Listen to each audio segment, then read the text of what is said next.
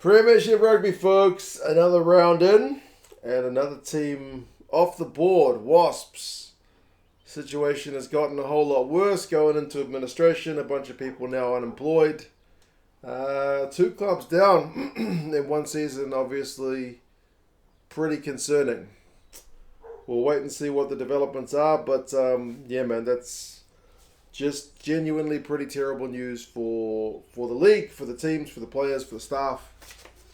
You know, everybody involved. So, yeah, I'm not sure how things are going to pan out, but certainly is pretty bad news. In terms of the teams that are left, power rankings, Bath, sadly, are still winless. None from 6 in a pretty ugly looking grey kit. I was not a huge fan of it, but what I was a big fan of was Ollie Lawrence, obviously having signed over from Worcester. I think short-term deal initially, but I believe he's extended it if I'm not mistaken. Sets up a couple of tries. Ojomo's one, Thokina Singer's one. The guy was just running like mad. I don't think he's in Eddie Jones's squad, which is bizarre, but the dude's a hell of a signing, and I think it's an unfortunate situation for him, but he's doing all right, isn't he? Newcastle, the Falcons, same spot as last week in 10th. It's another loss for them, but only 1 point away at Northampton, so at least kind of encouraging. Their record is still 1-5, which is not flash, but as I said, they're back from 13-0 down. They led 14-13 at the break. Mateo Carrera scores an absolute worldie of a try. Certainly highlight reel worthy. If you haven't gone to check it out, you should very much do so. Just chuck his name into whatever social media platform you want, and I'm sure you will find it. Mateo Carreras, unbelievable.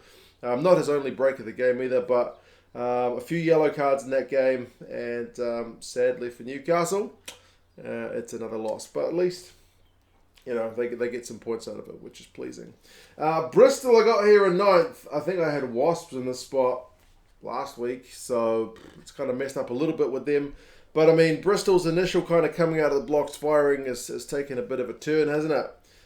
They lose to Gloucester away from home, 31-28. There's no shame in that one. That's a pretty close result. Real tit-for-tat game.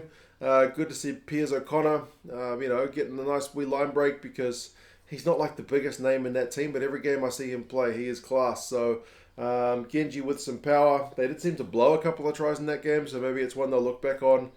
And I think it could have gone differently, but ultimately, yeah, their record is now 3-3. So, a few losses on the bounce. It means they suffer in power rankings terms. And then London Irish, they are also down. Theirs was kind of maybe the worst loss in terms of the margin this week, when they lost 37-14 to Sale.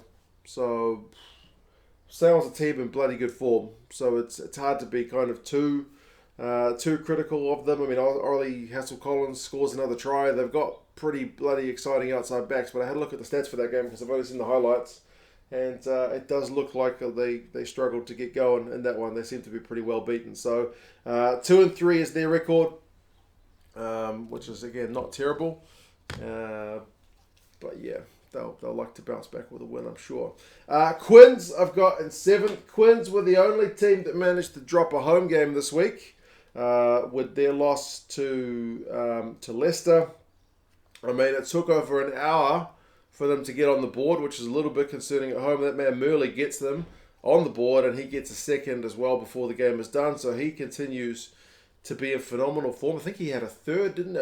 A chance for a third, but he got ran down, which was a little bit surprising. But Harlequins' record is also not that flash at 2-3. So I mean, still a long campaign, playing the former champions from last season. So we'll see how they can bounce back. Northampton's been a team who's been a little bit, I don't know, not convincing thus far, and that's kind of epitomised by their 1 point win at home over Newcastle. Dominant 13-point lead. Slight home looked pretty good. Scored a try. Had a try saver. They certainly punished Newcastle's yellow cards, but the fact that it ended up as a one-pointer is maybe a bit indicative of the way their season's gone thus far. So, I mean, it is a win. Don't let me take that away from them. They're 3-3. So, yep, they're up on the power rankings, which is kudos to them. But, like I said, just not real convincing at the minute.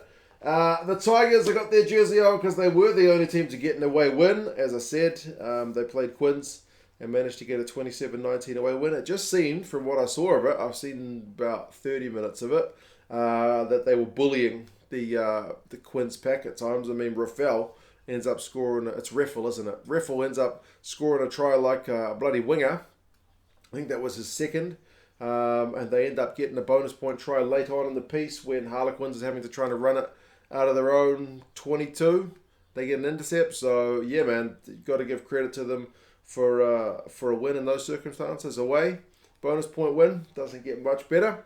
But, yeah, I guess it hasn't been the most convincing season for a team who came out of the blocks just untouchable last season. So 3-3 is their record. And then Gloucester, we've got Gloucester kind of, I think the same spot, but they're down into the second row because we've only got 11 teams now. It feels more appropriate to have 3 at the top, so kind of make that a bit more elite. But Gloucester, 31-28 win over Bristol. That seems like a crazy game. I kind of wish I'd watched that one in full. I mean, Gloucester getting a maul try, kind of surprise, surprise. That's been their bread and butter for a wee while. But I mean, Rapava Ruskin ends up getting a double. Lewis Rees-Zammit with a whack to save a try. Unbelievable stuff. Hastings ends up kicking the winner on like 75 minutes. So, yeah, that seems like it was maybe the game of the weekend. Proper crazy stuff. Both attack and defence, both sides. You know, as I said, tit for tat. So, yeah, entertaining one. And for them to get a win at home, send the fans home pretty happy. Their record is looking pretty good at 3-1. The Chiefs didn't end up getting a game. I think, did they play a game? They played like a non-competitive game, right? But Exeter, they were on the bye because they were supposed to play Wasps. So they're at 4-1. So looking all right this season.